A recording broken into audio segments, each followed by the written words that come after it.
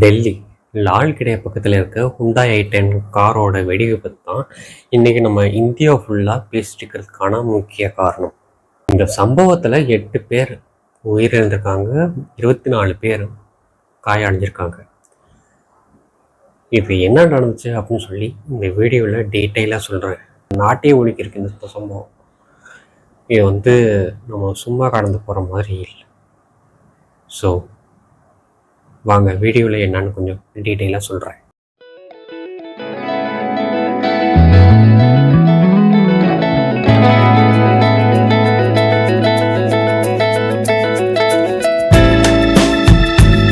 November 10 நேற்று கிட்டத்தட்ட 6:52 சாயங்காலம் போல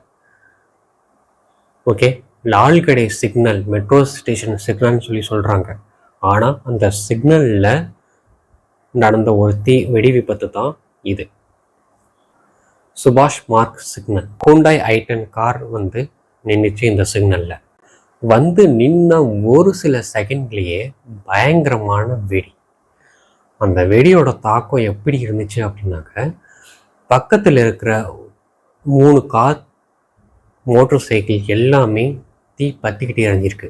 அது மட்டும் இல்லாமல் பக்கத்தில் இருந்த ஜன்னல் கண்ணாடி எல்லாமே அந்த ஃபோர்ஸில் அப்படியே உடஞ்சிருக்கு. இந்த வெடிப்பு நடந்த ஒரு 10 நிமிஷத்துலேயே கிரைம் பிரான்ச், ஸ்பெஷல் பிரான்ச், அது மட்டும் இல்லாமல் ஃபயர் ஃபைட்டிங் டீம்ஸ் 7 டீமாக இந்த ஸ்பாட்டுக்கு இன்சிடென்ட் நடந்த இடத்துக்கு போயிருக்காங்க.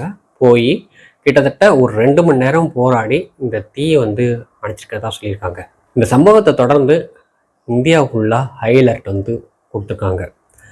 மத்திய பிரதேஷ், கேரளா, மகாராஷ்டிரா, உத்தரப்பிரதேஷ் அப்படின்னு சொல்லி எல்லா இடத்துலையும் ஹை அலர்ட் கொடுத்துருக்காங்க.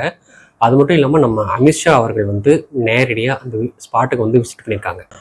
போலீஸார் அந்த வண்டியோட நம்பர் பிளேட்டை பார்த்துட்டு ஹரியானாவில் இருக்கிற முகமது சல்மான் அவர்கிட்ட இந்த கார் வாங்கியிருக்கிறதா சொல்லியிருக்காங்க. ஸோ அவர்கிட்ட போய் விசாரணை நடத்துறதுல அவர் என்ன சொல்லியிருக்காருனாக்கா, இதை நான் என்னைக்கோ இந்த காரை நான் விற்றுட்டேன், டெல்லியில் இருக்கிற ஒருத்தருக்கு நான் விற்றுட்டேன் சொல்லியிருக்காரு.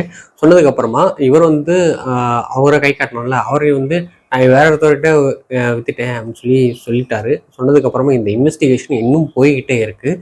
இது எங்கே போய் முடியுதுன்னு சொல்லி தெரியல. அதே மாதிரி சம்பவ இடத்துல இருந்தவங்க என்ன சொல்லியிருக்காங்க அப்படின்னாக்கா, நான் ரோட்டில் நடந்து போகிறேன், ஒரு கை அப்படியே கை மட்டும் தனியாக கிடக்கு அப்படின்னு சொல்கிறாங்க. ஆனால் எவ்வளோ பெரிய வெடி விபத்தாக நடந்திருக்கு அப்படின்னு சொல்லி தெரிஞ்சுக்கோங்க. 100க்கும் மேலே இருக்கிற police CCTV camera footage collect பண்ணி ஒன்று செக் பண்ணிகிட்டே இருக்காங்க. இது எதனால் நடந்துச்சு அப்படின்னு சொல்லி இன்னும் இன்வெஸ்டிகேஷன் தான் போயிட்டுருக்கு தவிர இன்னும் ரியலாக எதுவுமே சொல்லலை. ஆனால் ஃப்யூச்சரில் சொல்லுவாங்க. ஸோ அப்படி சொன்னாங்கன்னா நான் சேனலில் அப்டேட் பண்ணுறேன். அது மட்டும் இல்லாமல் இந்த விஷயத்தில் நாம் ஒன்று தெரிஞ்சுக்கிறது என்ன அப்படின்னாக்கா, நீங்கள் ஒரு பழைய கார் வாங்குறதா இருந்தாலும் சரி, இல்லை பழைய கார் விற்கிறதா இருந்தாலும் சரி, நீங்கள் யாருக்கு வாங்குறீங்களோ, யார்கிட்ட விற்கிறீங்களோ, நீங்கள் அந்த ஆர்சி புக்கை சேஞ்ச் பண்ணுறது உங்களுக்கு நல்லது.